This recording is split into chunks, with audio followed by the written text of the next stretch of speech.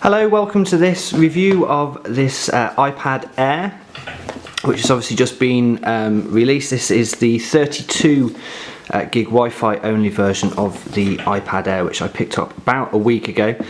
So it's not an unboxing video, but I just thought I'd show you the box. You've probably seen plenty of them. I'm upgrading from my iPad 2. Which I have had for, well, this particular one I've had for about a year because I had to take the old one back and get it replaced. But yeah, this is the one I've been using for about the past 2 years. I've had an iPad 2, and yeah, they're very good. I think it's turned off at the moment. They're very good, and I use it pretty much every day. This is a 32 gig version as well, Wi-Fi only version.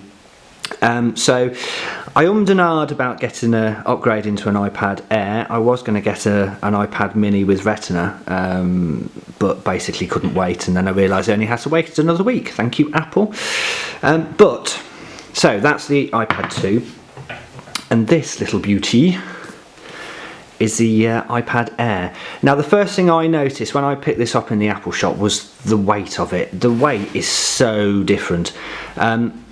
I don't think this is particularly heavy, but it's not really easy to use with one hand. You can't do that, but with the iPad Air you can actually hold it very easy with one hand. It's not a problem at all. So the lightness is the thing that amazes me with this. It's just astonishing, but it doesn't feel as if it's plasticky or anything like that, because obviously it's an aluminium back, and it's got a very sturdy feel to it. Look, smudges, hate smudges on ice creams. Anyway, so yeah, and just the feel of it, and the fact that it's the same size screen, and if I place this against my iPad 2, you'll see the actual reduction in size is not massive, but it feels just 100 times better than the iPad 2. So that was my first impressions, and I do like the iPad 2. I think the iPad 2 is a very good machine, but the upgrade for me particularly, going from a 2 to an Air, is just amazing. The screen itself is brilliant. I've got an iPhone 5, so I know the Retina screen, but to see it on an iPad is just, honestly, it's amazingly different. And it's just really, really nice. It's a real nice screen, and it's very good to watch movies. YouTube on there looks particularly better because when you press the HD button, it actually is HD rather than a fuzzy HD as it was with the iPad 2 for me. The first thing I noticed when I actually picked this up was the screen. It's very loud. Let me just unlock my iPad.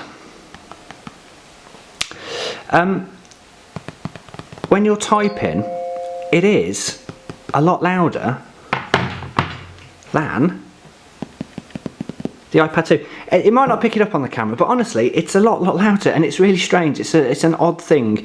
The speed of the iPad 2 coming from the iPad 2 to the iPad Air it's just leaps and bounds above. Opening applications is so much quicker. You have no particular lag at all, whereas with the iPad 2 you would have a lag when you're doing screen animations. That's a lot better, a lot quicker. The camera's better, although I never use a camera on the iPad Air. And I hate people that do use cameras on iPad Air, but there you go, that's just me. The only thing, it does slightly jutter, and you see that with when you're doing the spotlight search.